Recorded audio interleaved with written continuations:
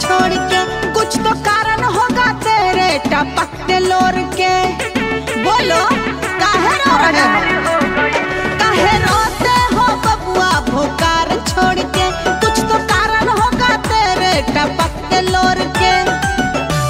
दारो गाई न हो, दारो गाई न हो। अरे कुछ बोलबो करोगे कि बस फाड़ फाड़ के चिल्लाओगे? रहे फुलवे से सेज तैयार में हरिये फरार हो गइल त लिखी लिखी ये मैडम जी एफआईआर में हरिये फरार हो गइल। रहे फुलवे से सेज तैयार में हरिये फरार हो गइल।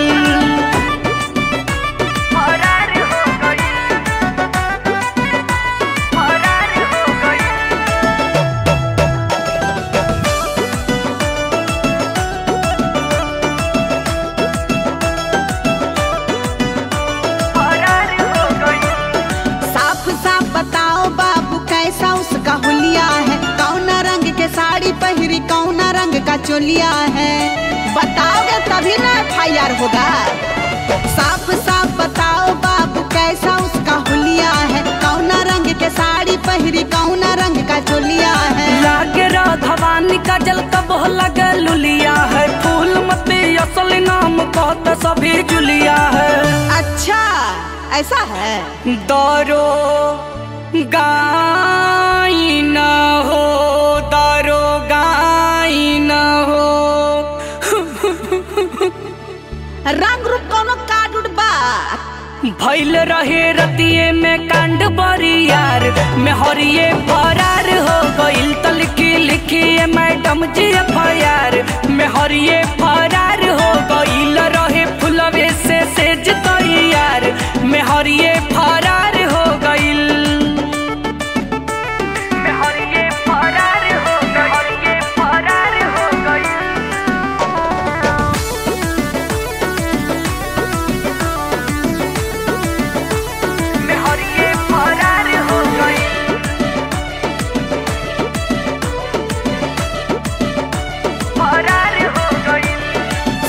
भइल जबरी की भइल रहे मर्जी से, बात करे ठीक से कि करे आना गर्जी से। आ सही सही बताना समझे। शादी भइल जबरी की भइल रहे मर्जी से, बात करे ठीक से कि करे आना गर्जी से।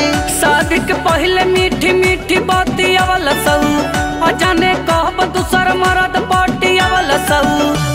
दारो गाई न हो, दारो गाई न हो।